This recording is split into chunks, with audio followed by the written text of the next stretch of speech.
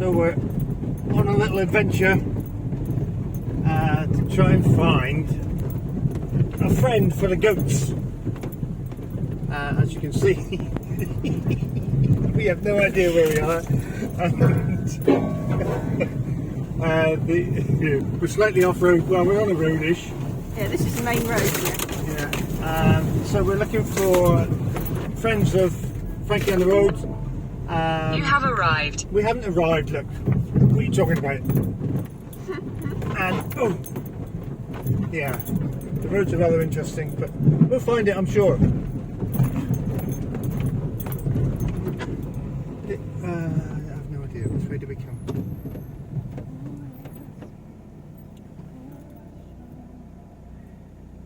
We came up that way, didn't we?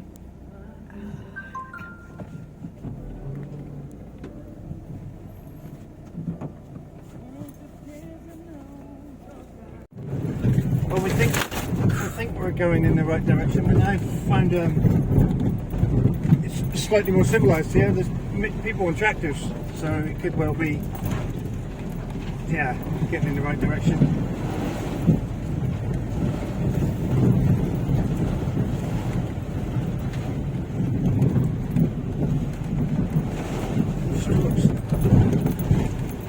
Storks. Yeah.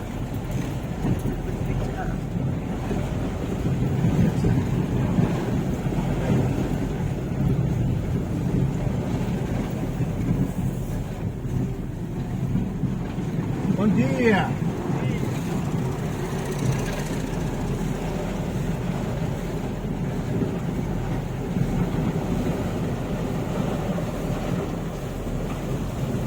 Bom dia!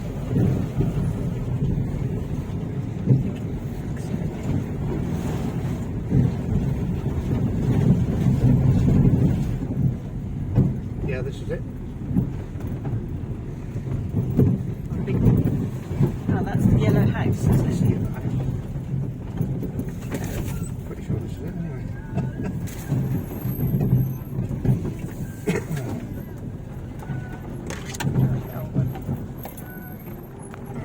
So here she is, the latest member of the family, Bruchette. Or Bruchette, whatever, one of them. And here's our two little buggers. So she's obviously dazed and confused as well. New place, new smells, new food around, so yeah, all good.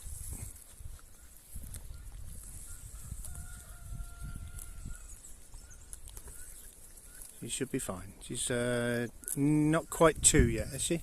No, not quite. Okay guys, as you can see, the turkey poults are no longer here because we've put them outside. We'll show you that in a minute. But in their new nursery, I suppose you could call it.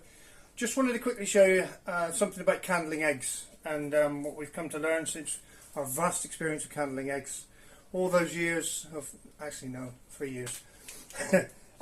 Get yourself a really, really strong, very bright light, and you can do it, you know, indoors without, not in direct sunlight, and it usually works.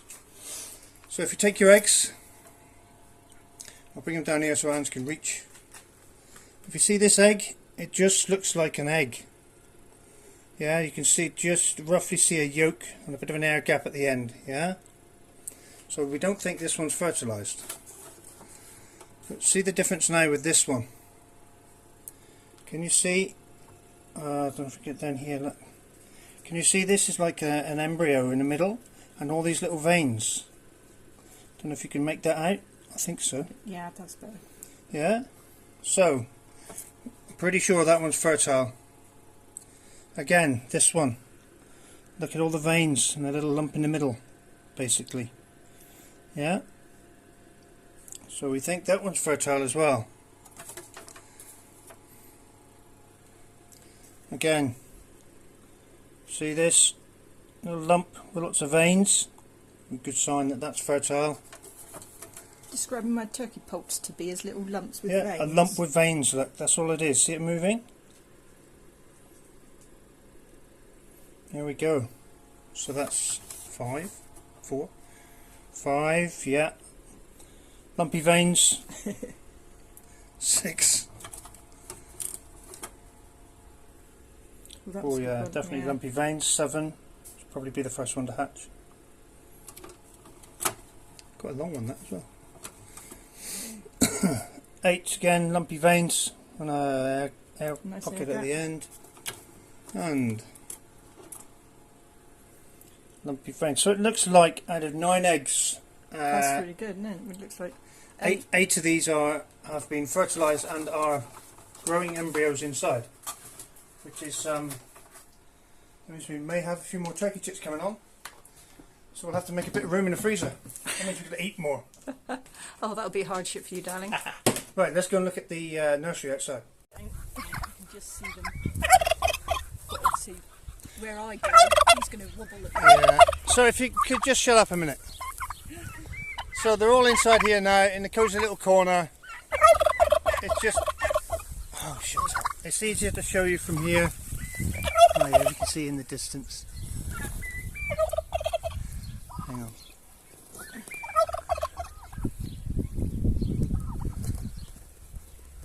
See Elvis strutting. So yeah, all 5 of them are in there, and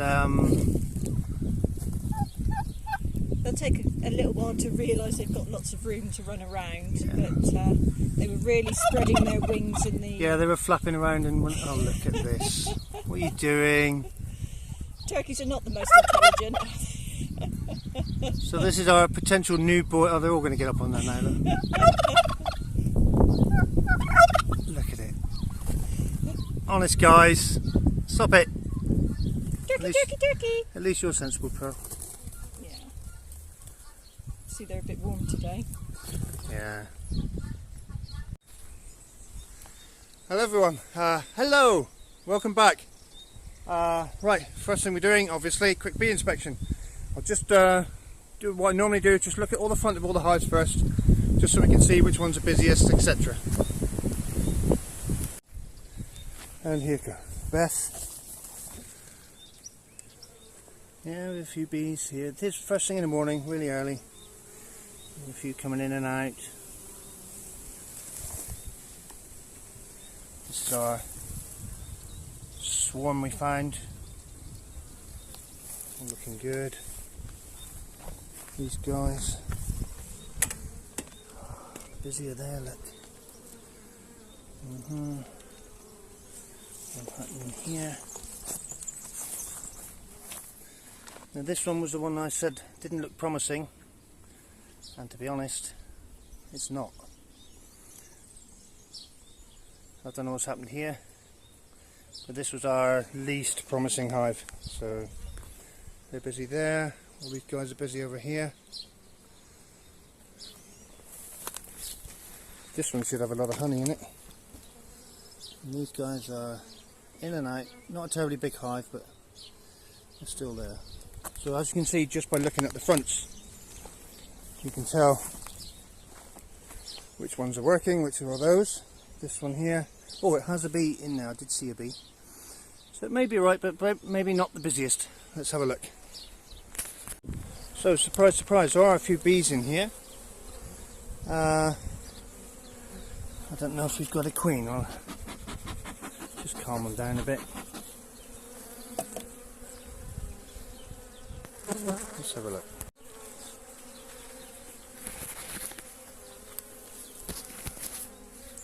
It's sort of a bit tricky doing all this.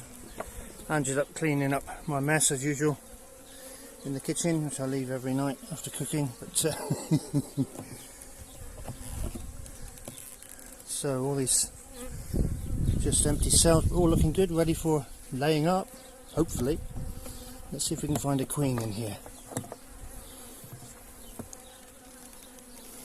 So this is full of pollen.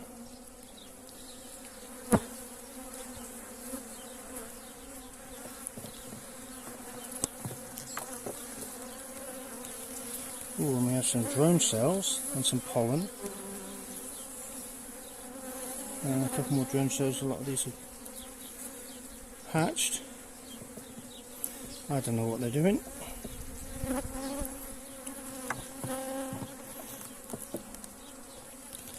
And yeah, it's not looking very good. A few old drone cells. Looks like it's being robbed, if you ask me. I don't think there's anything in here doing anything at all.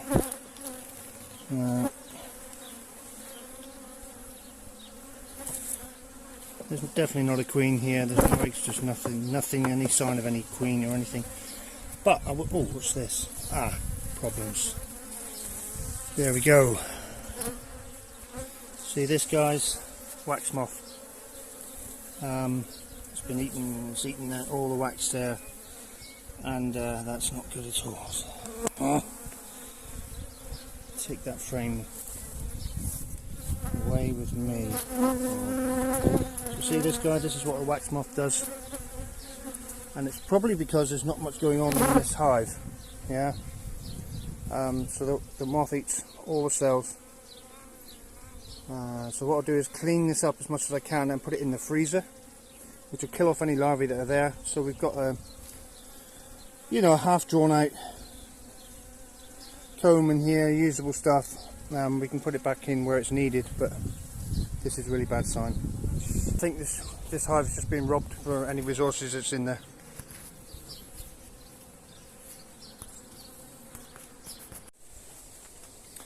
So just wanted to show you this one. This is one where I basically put a queen excluder on here because at the time we didn't have the right equipment, but I put a queen excluder here, and we used just a brood box as a honey super on top, and they've started filling it out, and look at the honey on this. It's really heavy, and as you can see they've started to cap it off. It's also full of honey all the way on both sides. Just going to fill and cap that off, girls, and that'll be wonderful.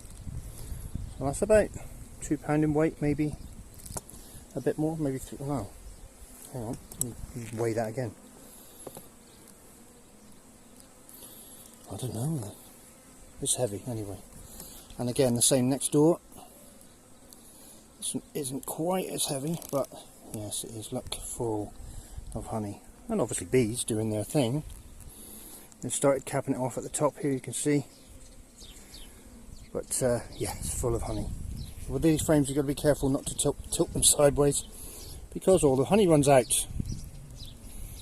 So there we go. And then the other frames in the top, they've started building out the comb. As you can see, busy. And building out the comb to hopefully fill that with honey.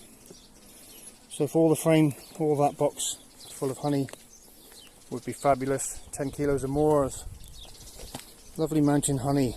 Go on, girls, go for it.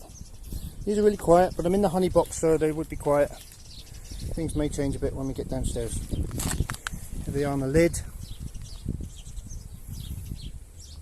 All looking really healthy. I treated them for varroa, and I can't see any instances of the deformed wings or anything, so they're all looking good. There's no little mites on their backs or anything. It's the easiest way to look at, to inspect your actual bees. Look at them on the lid. All really quiet, loving life. So getting further down into it, as you can see, this hive is jam-packed full. We're even putting the honey on these edges now, so we need to encourage them to move it all upstairs. But there's honey with a bit of brood right on the outside. Yeah, summertime doesn't really matter, so they're gonna hopefully they're going to move all this honey upstairs to give them room to lay eggs. So the queen can't go upstairs, so that's cool. Okay, so this hive, Bev, I've taken the honey super. Oh look, a stick insect. You won't be in there, mate. I'll get you off. Come here. Oh, come on. Yay. Come on there. There he goes.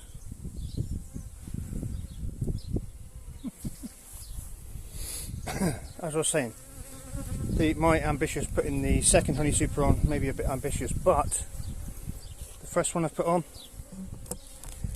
is full of honey. They're filling it with honey. So that's good. So there we go, guys. Good news and bad news. These are looking really clean, 4 brood, doing really well. These guys have 10 brood, so that's full of brood, and this top box is, yeah, all good. 4 brood in there, they're doing alright. This one completely empty, well, it's not empty, it's got bees in there, it's being robbed, I think. These are doing alright, 5 brood in there. Lots of stores, 17 brood in this one. It's a double brood box, so 17 brood, and they're moving honey upstairs all the time, which is good. This one here is this swarm we caught, 3 brood in there. A little bit small, but there's all the queens, they're all doing alright, all clean, no varroa. This one here, 5 brood, it's a bit quiet, but they're moving honey upstairs, and both of these supers, so that's good. This one here, no queen. They did have a queen, looks like they've killed the queen off and replacing her at the moment as we speak, so we'll see what happens there. Okay everyone, busy week this week. So we've already done the bees this morning. You've seen the new goat, not too sure about the name. Next up, I'll show you quickly how we cure our own bacon here. So bacon, we've happened across a little bit of bacon. This is back bacon. I'll show you in a minute. I don't want to touch it quite yet, but this is a couple of bits of back bacon. Just a portion of what we need to cure for bacon, but we can get decent bacon. Well, you can get bacon here. It's not like we used to, put it that way. So we're going to cure our own in salt, just salt, nothing else. The type of salt we're using is a coarse grained sea salt. Yeah. If you have it too fine, it generally tends to be a bit too salty. So a nice coarse grained sea salt, and what we're going to do is pour, say, half a packet or so into the tub it's going to be cured in, and then we can take, as I was saying, back bacon. There we go. Loving it. So we need to coat this completely on all sides.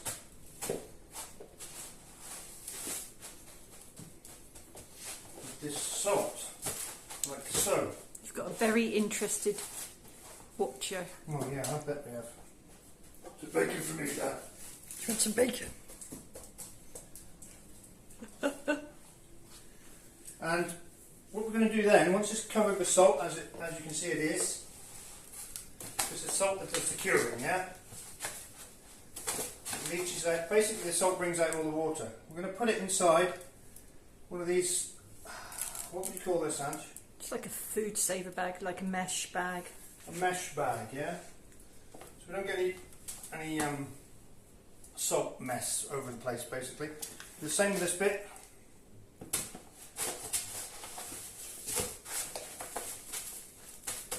We're completely covered with salt everywhere.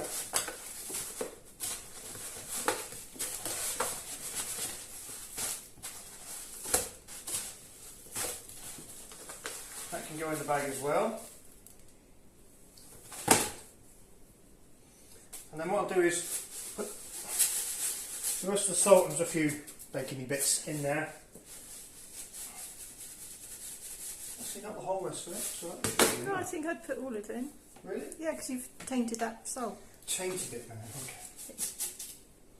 Maybe I added a bit too much, but there we go. So that's all in there.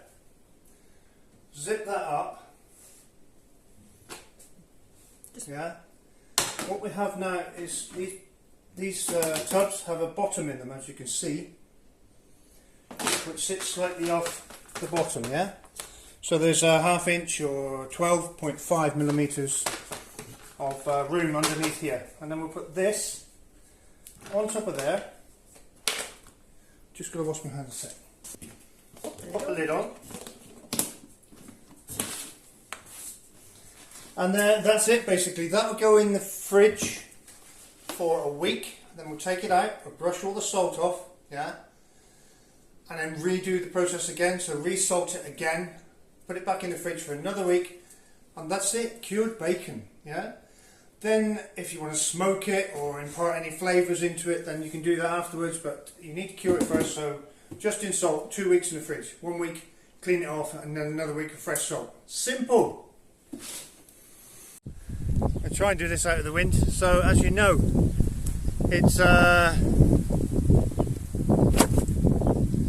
it's big times coming close. Friday, it's now Wednesday. Or is it Thursday? No, it's Wednesday today. So getting close to collecting the piggies, so I have to make a compound for them, and well, I'll just have to use what I've got here. So a few pallets, some bits of wood and stuff, and we'll screw and nail it together and then put electric fence around.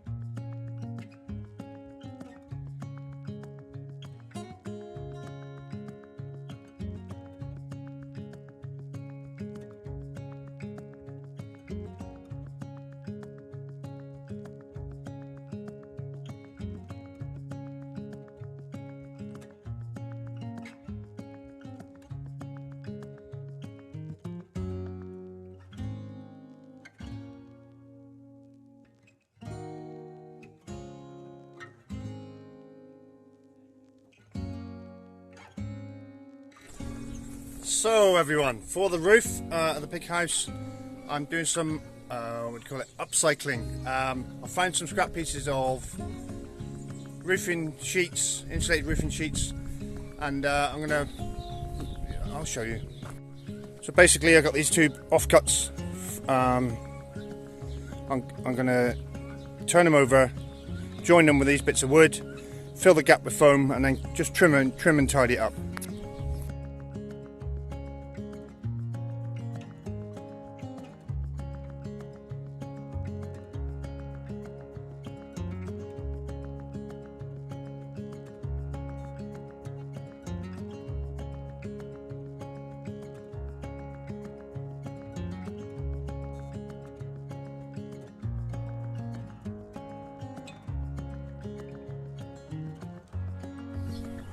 There, so I've just filled that gap now with foam. You saw me screw the wooden bits on just to hold it all together. This is the adhesive foam as well, so while that's going off, I'm going to go and have a cup of tea, and then we'll come back, trim it off, and put some this black bitumen tape over the joint just to make it waterproof.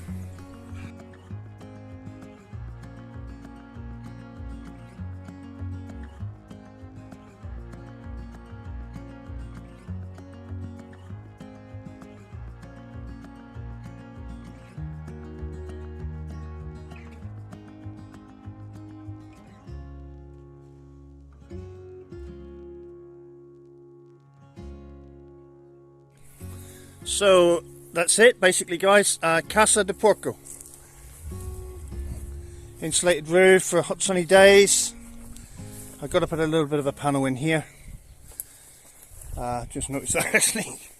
But it's windproof and rainproof, so that'll be it. I'll give you the tour inside, like cribs. So we have a working gate, right? So most of the time the gate will be open, and I'm going to start the fence from here, so they can come and go as they please. Inside, nice and cool in here, and lots of shade. So I'll get some straw in there, and yeah, a little bit of ventilation as well, obviously. But most of the wind's going to come from this direction, so they've got a little corner they can snuggle up in. Probably not big enough for 3 adult pigs, but at the moment they're not adults, so this will do.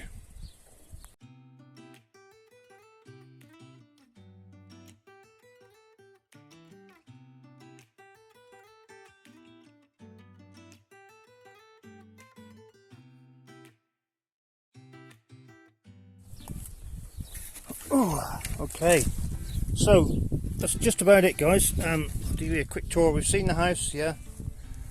Now the electric fence is up. Okay. In this big trimmed area. So this little area is only for while the pigs are small, or they're little piglets or farrows, and we intend to give them all this area underneath all these orange and pear trees and olive trees.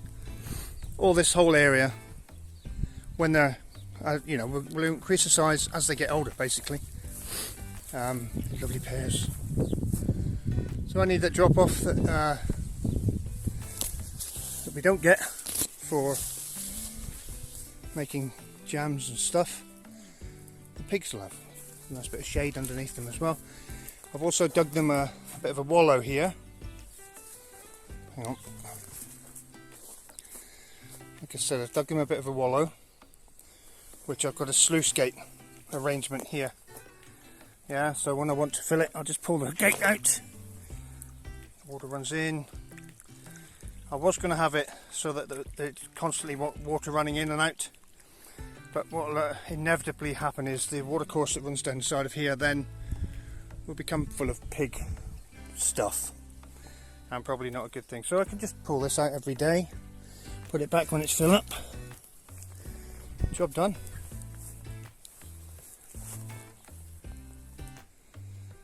Yeah, and then that water runs down there. I do have to clean that ditch out, but it gives the three little pigs something to wallow in. Bit of that ancient method of sun cream called mud. Yeah, so there we go. They've got a few trees in here, and their house is underneath. You know, they've got places, cool places in the shade here and here, and the house is underneath the big tree that we pruned back along. So all I've got to do now is pick up all my tools and rubbish. Yeah, so see all the growth that's coming, the new growth now inside this tree. Not sure if it's a good thing or whether we need to prune these little bits off, or some of them, I don't know. So there. Okay guys, we'd just like to say a big thank you to one of our subscribers, Marcia from South Launceston in Tasmania. She gave us... Sorry. She gave us 4 packets of swede seeds. I'm just Wow. like, that's average 500 seeds a packet, so that's 2,000 swede. Plenty of pasties. Lots of pasties. Thank you. And a picture. Yeah, thank you, Marcia. That's absolutely fantastic. Keep tiptoeing.